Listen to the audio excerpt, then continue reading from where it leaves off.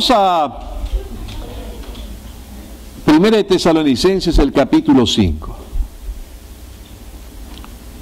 Vamos a orar. Padre, en el nombre de Jesús te damos gracias por este tiempo. Te damos gracias por tu Espíritu Santo, por las cosas que tú estás haciendo en la vida de cada uno de tus hijos e hijas. Te agradecemos, Señor, por la unción para traer luz, revelación, entendimiento y por bendecir a cada uno de los que están acá y los que nos ven por el video. En el nombre de Jesús, y todos dicen amén. El domingo pasado, hace 2 domingos, tres domingos, compartí un mensaje acerca de nuestra fe en Cristo. Luego vino el doctor Link Hals y empezamos la conferencia, entonces no continué ese mensaje. Y luego vino el domingo de resurrección que compartí acerca de un tema de nuestra justificación gracias a que Él resucitó. Entonces hoy día yo iba a continuar, pero no tuve el cheque en mi espíritu de hacerlo, así que lo voy a hacer el domingo 17, esa enseñanza. Y Dios puso en mi corazón que compartiese un poco acerca de la oración hoy día. ¿Ok? A razón de que el próximo domingo es una fecha importante para nuestra nación, en la que tenemos que decidir, ¿no? Por lo menos la primera vuelta, quiénes van a pasar la segunda vuelta, ¿no? Y creo que los 80 candidatos que hemos tenido este año en esta feria electoral ya se han reducido a 10, ¿no? Y de esos, bueno, van a tener que elegir. Entonces es importante que nosotros como iglesia oremos, ¿no?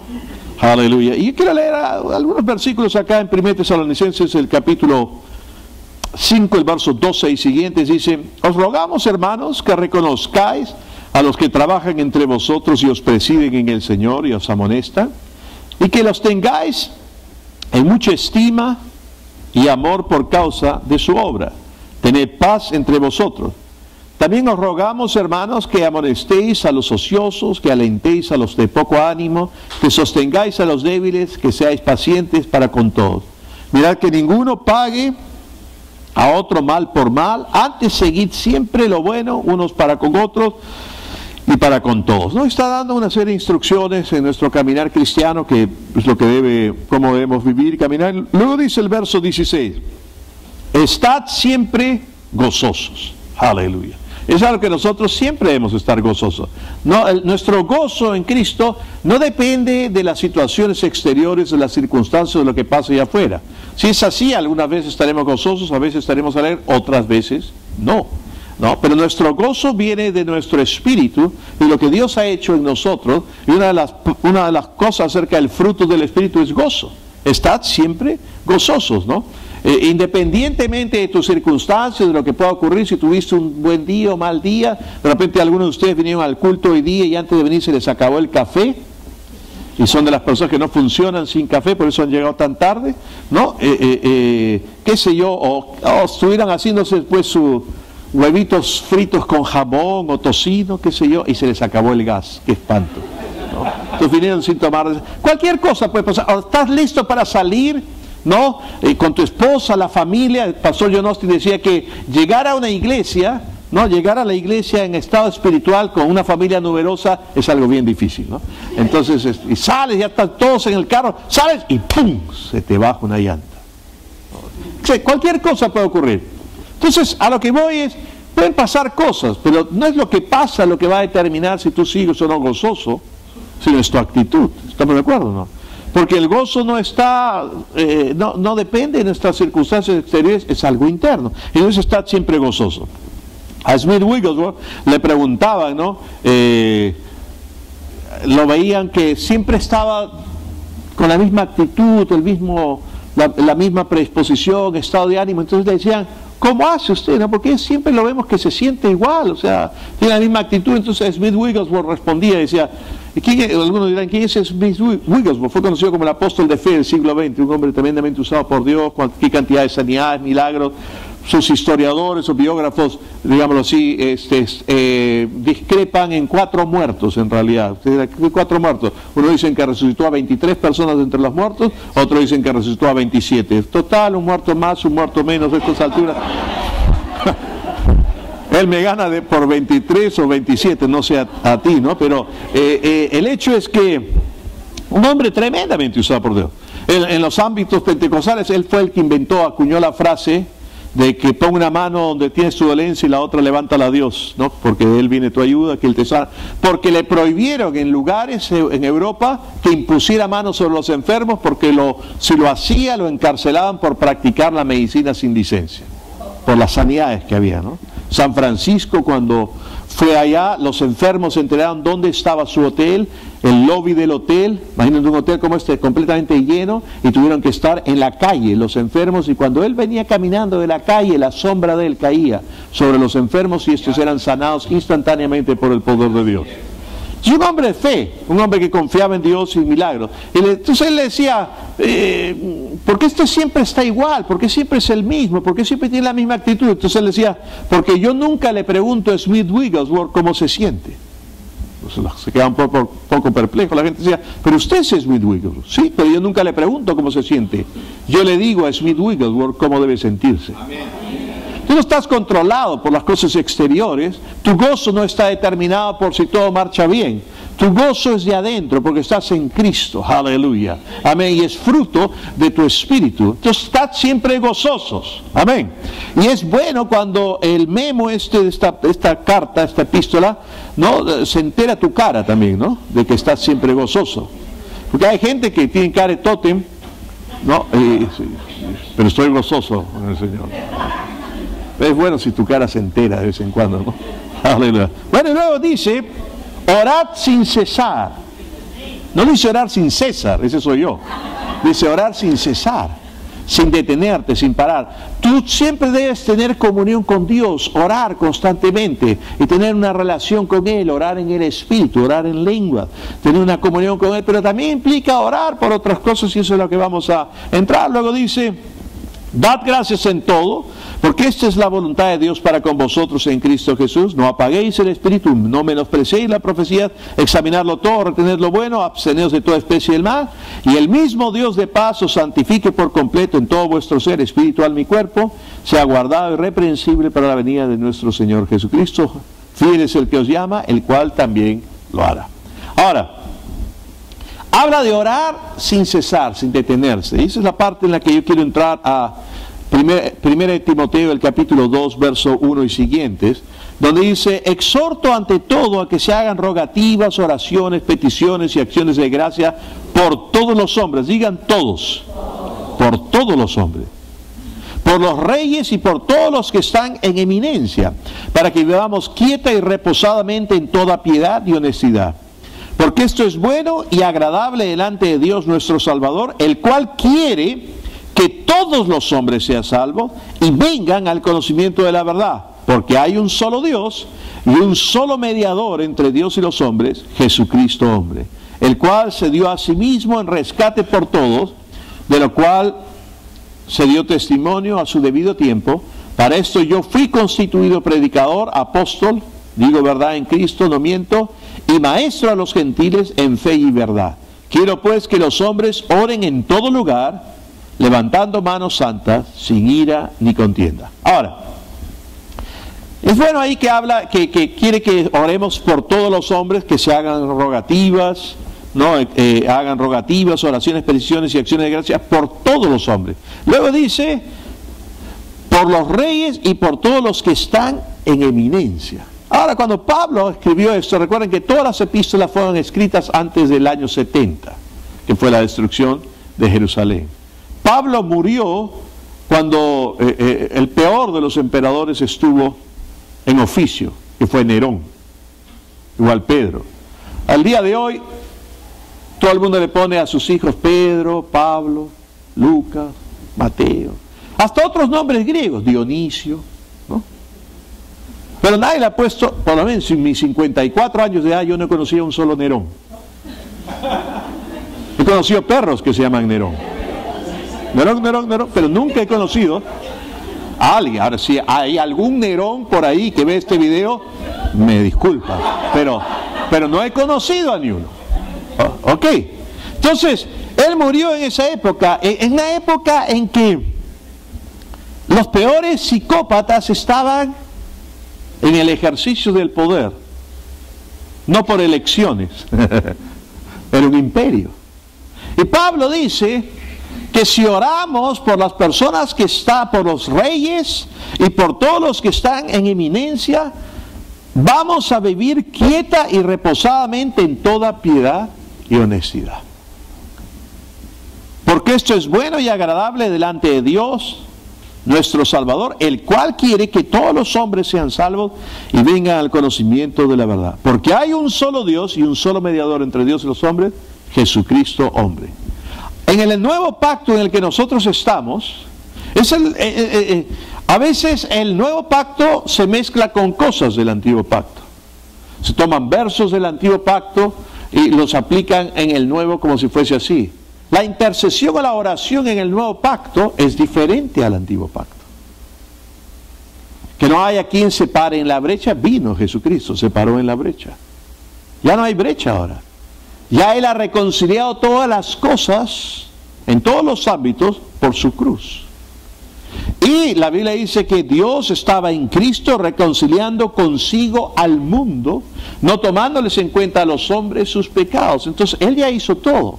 Todo el juicio, todo el castigo vino sobre Jesucristo cuando estuvo en esa cruz. Él es el único mediador entre Dios y los hombres. No hay nadie más. Jesucristo. Él pagó el precio. Cuando nosotros hablamos de oración o de intercesión, nosotros no tenemos que estar pensando en la intercesión como el Antiguo Testamento, que se hacía para impedir el juicio o algo malo sucediera. Dios no está condenando ni juzgando a las naciones. Corren comentarios como que esto está pasando y Dios va a juzgar a América.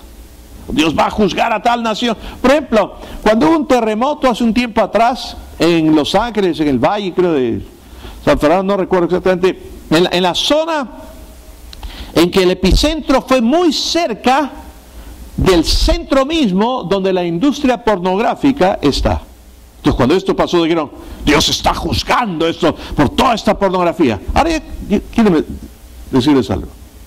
Yo no sé si han leído un poco, pero la creación es maravillosa y perfecta, porque hay un gran creador. La Tierra tiene un movimiento de rotación de 24 horas, de traslación de 365 días, o 366 alrededor del Sol. Tiene un grado de inclinación perfecto en su eje. Si no tuviera esa inclinación, todos estaríamos más congelados que los canadienses. ¿Ok? No habría vida, hermanos. Si tuviese otro grado, estaríamos todos rostizados. No habría vida, tampoco. Tiene un grado de inclinación perfecto, porque nuestro Dios es un Dios perfecto. Y todo lo hace perfecto. Ahora, ¿ustedes creen que este Dios de cálculos matemáticos perfecto, si hubiese querido mandar un juicio sobre la industria pornográfica de América, hubiese hecho que el epicentro esté un poco cerca? No, pues los revienta en pleno. Y ya como hay tantos mexicanos en Los Ángeles, digamos, les daría en el mero centro. Pero no fue así. Las calamidades y cosas que ocurren no son actos de Dios, no son cosas que Dios esté mandando, porque todo el castigo de nuestra paz y todo esto fue cargado en Cristo. ¿Están ahí o no? Y Él es el único mediador, no hay nadie más. Ahora, nosotros sí podemos y debemos orar por todos los hombres, y sobre todo por aquellos que están viviendo y ejerciendo, en este caso, autoridad sobre una nación, un país. Debemos hacerlo. La Biblia dice que cuando nosotros oramos en lenguas, hacemos una oración de gracias perfecta. Oramos conforme a la voluntad de Dios, a la guía de Dios. En Romanos 8:26 nos dice que no sabemos qué pedir lo que conviene. No dice que no sepamos cómo pedir, porque sabemos cómo pedir. Se pide al Padre en el nombre de Jesús. ¿Correcto? Pero no sabemos qué pedir lo que conviene, por tanto el Espíritu nos ayuda en nuestra debilidad. El apóstol Pablo era un hombre erudito, estudiado, a diferencia del apóstol Pedro, que en sus propias epístolas dice que algunas de las epístolas de Pablo son un poco difíciles de comprender, porque Pedro hablaba un griego del nivel de un pescador, griego koiné, simple, sencillo. Pablo hablaba otro tipo de griego. Y él sabía cómo encadenar palabras para que den un significado diferente y completo. Y la palabra donde dice que el Espíritu mismo nos ayuda en nuestra debilidad, en la oración, viene de 3 palabras griegos. Sun, anti, lamba, nomai. Se lo voy a repetir. Sun, anti, lamba, nomai. Sun junto que en contra de, ¿ok? Debilidad. Entonces el Espíritu mismo nos ayuda junto con nosotros y ora con nosotros en contra de nuestra debilidad. ¿Cuál es nuestra debilidad? No saber qué pedir. Entonces Él que conoce el corazón de Dios nos ayuda a orar en ese lenguaje espiritual para hacer, como dice 1 Corintios 14, verso 17, acción de gracias perfectas, una oración perfecta, porque como dice 1 Corintios capítulo 14, verso 12, el que habla en lengua extraña no habla a los hombres, sino habla a Dios, porque por el Espíritu habla misterios. Otra traducción dice secretos divinos. Entonces, ¿a qué voy con todo esto? A que debemos orar por aquellas personas que están en eminencia o las que van a entrar en eminencia. Y orar en una forma en que sea por nuestro espíritu y sea de lo profundo de nuestro ser, pero sin una actitud visceral. Si bien dice que amemos con amor entrañable, ¿no? Entrañable viene de tripas, que el amor esté metido en tus tripas. Pero algunos no oran con amor o con una actitud de tripas o visceral cuando oran por algún candidato.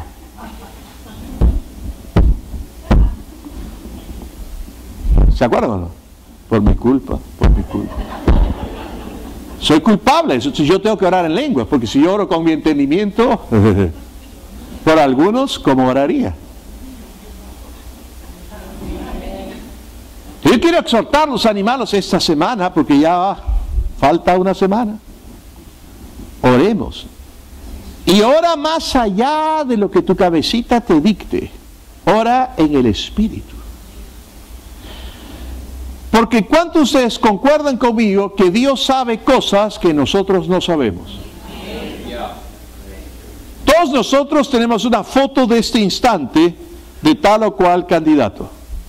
Pero no sabemos lo que Dios es capaz de hacer más adelante con él o con ella. No sabemos. En Isaías, cientos de años antes, Dios llamó hasta por nombre a Ciro y dijo que sería mi siervo Ciro. Porque a través de él, haciendo un rey pagano, Dios cumpliría sus propósitos para con Israel. Hola. Hermanos, Dios sabe el nombre del bisnieto de tu bisnieto. Tú cuando hace rato vas a estar en el cielo, antes de que nazca el bisnieto de tu bisnieto, pues imagínate a Di, su hijita Andrea, ¿no? Él ya sabe el nombre del bisnieto de Andrea. Él ya sabe el nombre, porque Dios es Dios y lo sabe todo. Entonces, ¿a qué voy con esto?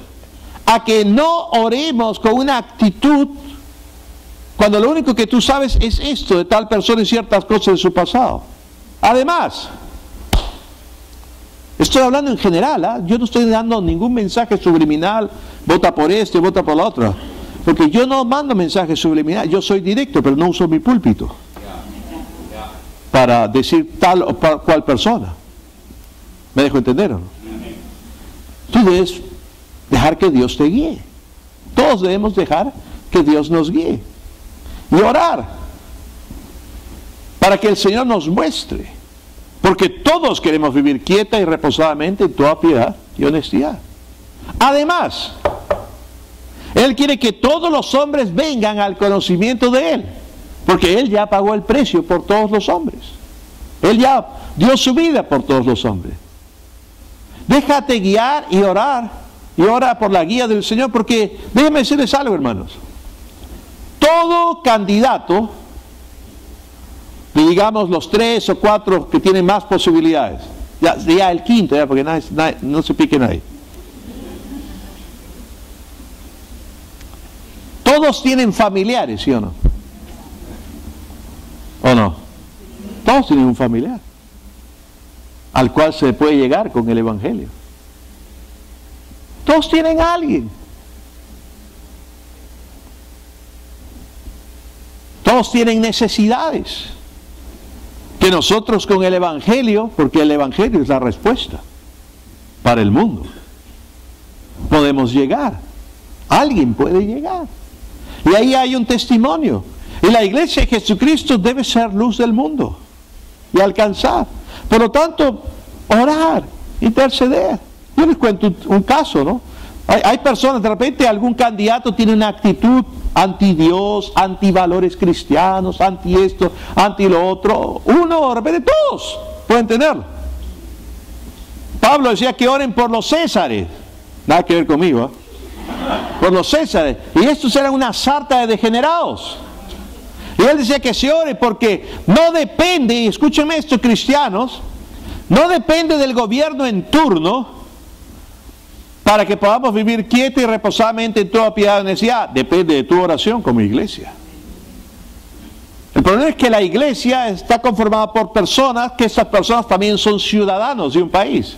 Y como ciudadanos se olvidan de un llamado, una función mayor que ellos tienen, que es la de la oración en el poder del Espíritu, y solamente se centran como ciudadanos y esperan que el gobierno en turno les dé todas sus necesidades o les dé todo lo que necesitan, y abandonan la autoridad espiritual que tienen de que estamos sentados en lugares celestiales o espirituales en Cristo Jesús. Y nosotros podemos marcar la diferencia en cómo se vive en una nación. Y además, Pablo habla de orar y todo esto, pero inmediatamente de la oración y demostrar que es gracias a que Cristo es el único mediador, el cual me ha hecho predicador, apóstol, predicador y maestro a los gentiles. No debe dejar de ir de la mano la oración con el hecho de que tú y yo prediquemos el Evangelio. Compartamos la palabra, saturemos. Y si nuestro concepto del reino, entendiendo que ya Jesús lo hizo todo, que Él es el Rey de Reyes y Señor de Señores, y que como dice Apocalipsis, el capítulo 11, el verso 15, si no me equivoco, dice que los reinos de este mundo han venido a ser los reinos de nuestro Dios y de su Cristo. No van a venir, han venido a ser. ¿Están ahí o no? Nosotros como iglesia debemos orar por todas las personas que están en autoridad, sin importar quién vaya a salir electo. Nosotros podemos orar en el Espíritu y la perfecta voluntad de Dios, y seguir evangelizando y compartiendo, tal vez llegando a algunos de los parientes, qué sé yo, e impactando, porque debemos con el Evangelio avanzar el reino a todo estrato de nuestra sociedad. No solamente a nivel económico, no solamente a nivel de influencia, no solamente a nivel de educación, en todo estrato. ¿Me siguen? Y debemos orar por esas cosas. Que la voluntad de Dios se cumpla en nuestra nación. Que realmente en el Perú la voluntad de Dios, como es en el cielo, sea hecha en la tierra. Aleluya.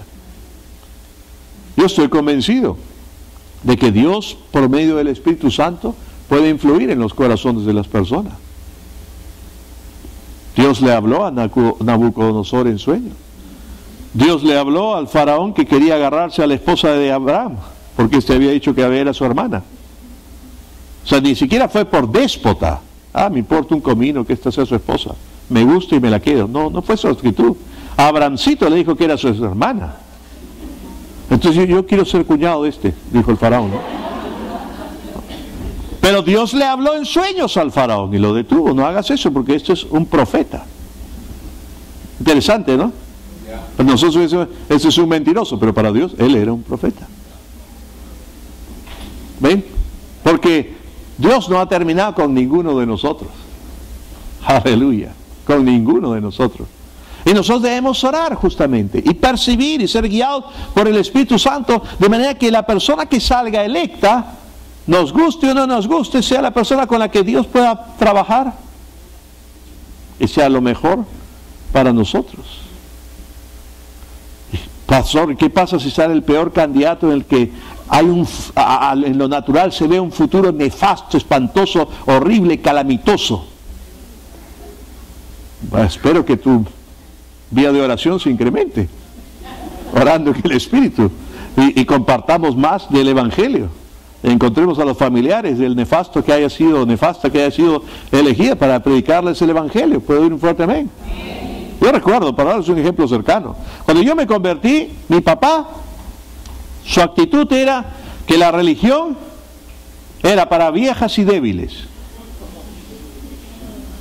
Y justo yo me reunía con viejitas, pues, en un grupo de oración, pues todo. Ahora, yo no sé si esa es la percepción que yo tenía a los 16 años y medio, o realmente eran viejitas, porque ahora los jóvenes, cuando yo era joven, yo pensaba que una persona de 50 y tantos años era un anciano ya. Ahora que voy a cumplir 54 años, veo lo equivocado que estaba. Entonces tal vez las señoras que se reunían en este grupo de oración, cuando yo tenía 16 años y veo que yo las consideraba todas mis abuelitas, no lo eran tanto, pero el hecho es que yo estaba ahí, y esa era la actitud de mi papá. Él tenía, no necesitaba, y hay mucha gente que es así. Bueno, un día le dio un espasmo bronquial, ¿no? Estaba viendo un programa de televisión de boxeo y él se apasionaba con el boxeo, y no sé qué le pasó, pero le dio un espasmo. Yo tenía meses de convertido. Yo me convertí el 10 de agosto del 78 y esto le estaba pasando a él en enero del 79. Entonces, lo primero que pensé fue darle su sublingual, ¿no? Porque pensé que le estaba dando un ataque, qué sé yo, no podía respirar, sonaba así, uy, dije yo. No, entonces después le di un vaso de whisky, que es vasodilatador, ¿no? Sí que se lo tome. Le di de todo, le di palmadas, nada. Luego me acordé del nombre de Jesús. Estoy diciendo que me acababa de convertir y solamente iba donde estas abuelitas, no había sido discipulado, no había sido enseñado, no había ido a una iglesia fantástica en la que hubiera un predicador de la talla del gordo, no había ido. Cuando mi papá se puso de pie y estaba con las uñas cianóticas, los labios cianóticos, los ojos, todo estaba muriendo, él me dijo después que había pensado en meterse un tiro, porque no pensaba morirse asfixiado, antes se volaba la cabeza. Entonces cuando estaba ahí, ya no tenía nada más que hacer humanamente, me acordé, impondrán manos a los enfermos. Le impuse manos en el nombre de Jesús, ¿no? Y mandé en el nombre de Jesús, mando que respires. Y en ese instante comenzó a respirar. Y yo me acuerdo que él estaba parado frente al espejo del baño, un espejo grande, y yo estaba al lado de él imponiéndole manos en el nombre de Jesús. Y en ese instante yo recuerdo sus ojos que me miró. Nunca más se volvió a meter con las viejitas, ni conmigo, ni con mis reuniones, ni si leía la Biblia. Nunca más en su vida. Y no solamente eso, Dios lo libró de morir ahí, sino que resultó que de esa imposición de manos, Dios lo sanó del enfisema. Y cuando iba a hacerse un riesgo quirúrgico por una operación, le dijeron que sus pulmones estaban perfectos, que quién había dicho que había tenido enfisema alguna vez. Y bueno, volvió a fumar. Pero esa ya es otra historia de cómo fue librado de esa soncera. Pero el hecho es que, hermanos, tú no sabes lo que Dios va a hacer si tú oras. No te dejes impresionar por lo que mucha gente diga. Y esto lo estoy predicando tanto a ustedes como para mí mismo, ¿eh? Porque yo sigo siendo una persona que tiene posiciones recontra bien marcadas de qué es lo que pienso, qué es lo que creo y qué es lo que, según yo, conviene a esa nación. Pero yo también puedo estar equivocado. Porque de repente el candidato mejor capacitado de esto, aquello, o capacitada para hablar en general, para que no piensen que estoy diciendo ninguna cosa de particular de alguien, es perfecto, pero es la persona con la que menos va a poder Dios hacer a la larga sus propósitos. ¿Qué digo? Oremos, ora en lenguas. Yo los insto toda esta semana que oren en lenguas, que inclusive al momento mismo que van a ir a votar, estén orando en lenguas y sigan el impulso del Espíritu Santo dentro de ustedes. Oremos por nuestra nación. Queremos vivir quieto y reposadamente en toda piedad y honestidad. No depende simplemente del gobierno. La delincuencia está tan alta en nuestra nación. Bueno, esto no viene de este gobierno, simplemente viene de varios gobiernos. En la iglesia, bien gracias, la iglesia puede evangelizar a los choros. ¿Sí o no? Si hubieran pandillas evangelizadoras, y los agarramos a los pandilleros con el amor de Cristo y les predicamos, los liberamos en el nombre de Jesús, habría una transformación. ¿Sí o no? Gracias por su entusiasmo. Pero si la gente de la iglesia lo único que se conforma es ir a su culto el domingo y después pasarse la semana hipnotizados por sus canales de televisión, pero nunca aprendiendo muchas cosas, pero nunca predican, nunca le imponen manos a los enfermos. Yo recuerdo hace años atrás en una campaña se me acercó un muchacho y me dijo, pastor, Dios nunca me ha usado en sanar a los enfermos. Yo era joven, no me acuerdo que edad tendría, 20 y tantos. ¿Qué haces cuando te dicen una cosa así? Entonces yo le dije, ¿y has impuesto manos a algún enfermo? Y me dijo, no. Y como era joven, se me salió, como decía el sonsonazo, pues. Y este joven en la campaña, cuando se llamaron los enfermos en un coliseo, en el Coliseo de Tacna, ¿ustedes han escuchado el término taurino de espontáneo? Es cuando alguien está en las graderías, salta al ruedo con su capita roja y empieza a hacer unos pases al toro. Te llevan preso por hacer eso, porque puedes arruinarle la faena y puedes costar la vida del torero. ¿Ok? Pero este hombre en la campaña, cuando se llamaron a los enfermos, saltó de la gradería como un espontáneo. Y cuando el equipo estaba imponiendo manos, él fue y le impuso manos a un hemipléjico, mitad de cuerpo paralizado. Y el hemipléjico fue sanado instantáneamente por el poder de Dios. Pero él no estaba tan contento como el que había impuesto manos, porque se veía las manos. Y veía al hombre sanado, aquel que decía que Dios nunca lo había usado. Dios quiere usarnos a todos. Tú eres la respuesta al milagro de alguien más. Y toda persona tiene algún familiar que está enfermo, tiene problemas, está atado a algún vicio, a alguna cosa, y el Evangelio es la respuesta. Y cuando ese Evangelio llega a esa casa, y si es la casa de algún familiar de los que estén en el Congreso, o el que esté en la presidencia, o la que esté en la presidencia, ya para hablar en neutral, sin ningún género, cualquiera que sea la persona elegida, el Evangelio va a llegar a esa persona. Hola.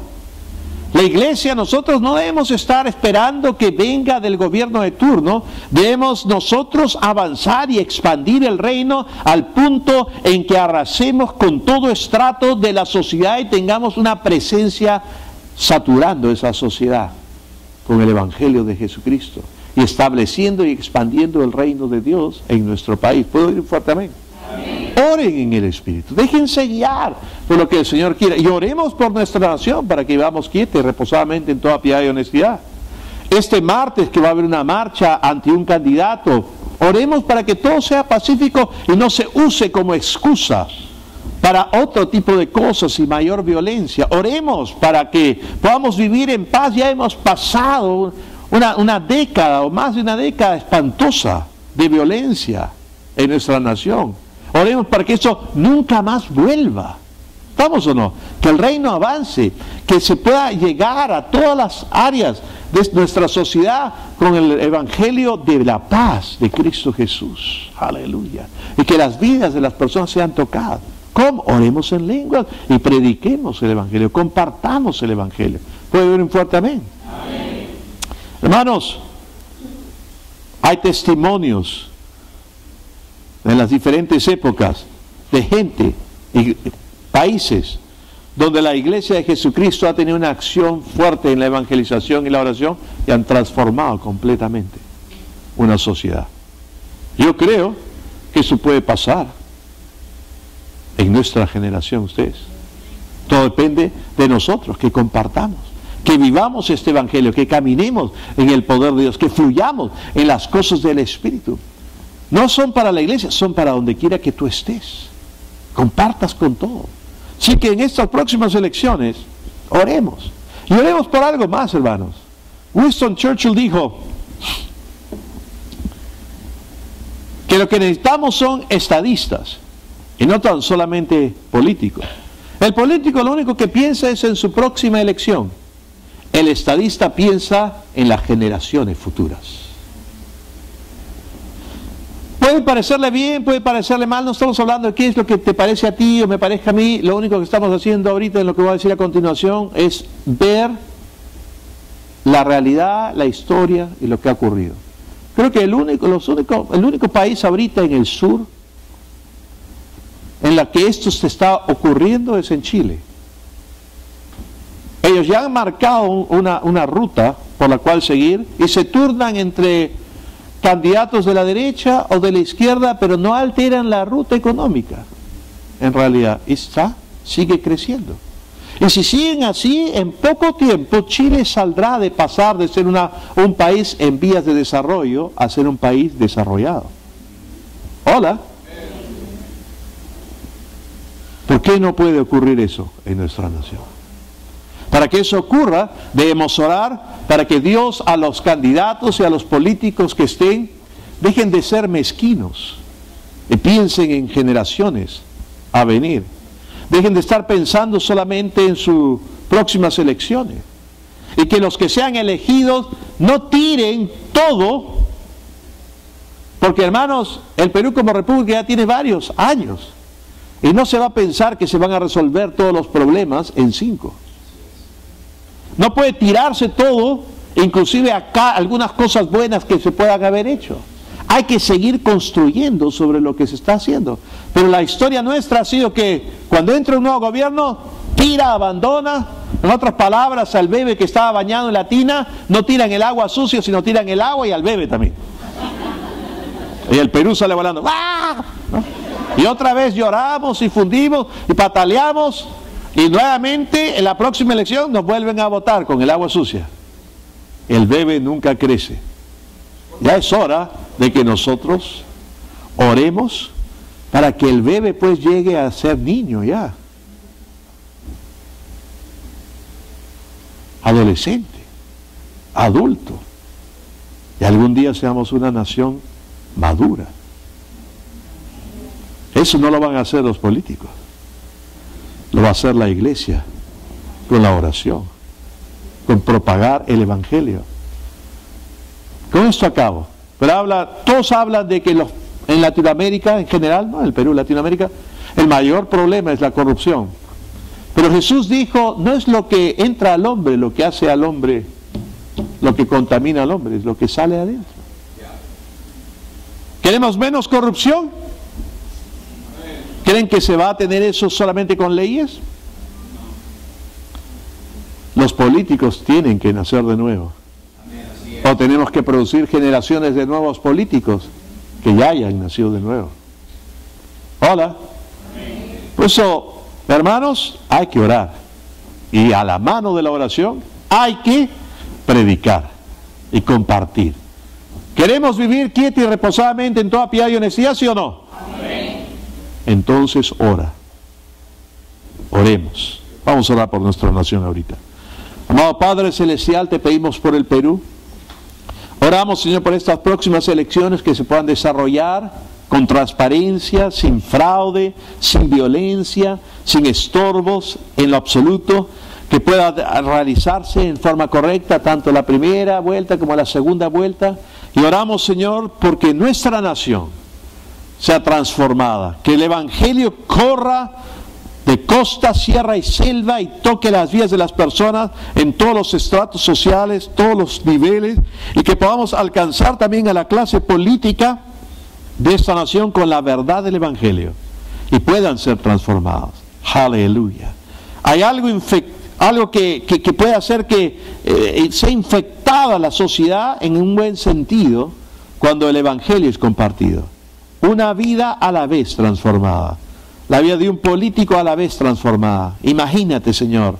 Imaginémonos todos nosotros. Todo un congreso de gente que tenga principios, valores y no sean movidos por el egoísmo, sino por el amor a la nación, Señor, al prójimo. Qué tremendo sería. Y yo creo que eso puede ser posible, pero es función no de ellos, sino de la iglesia, de compartir el Evangelio, y oramos por eso, Señor. Guía a cada uno de tus hijos e hijas y a todas las personas en esta nación en las próximas elecciones. Y te damos gracias, Señor, porque el Perú es de Cristo y para Cristo. En el nombre de Cristo Jesús, y todos dicen amén y amén. Aleluya. Bueno.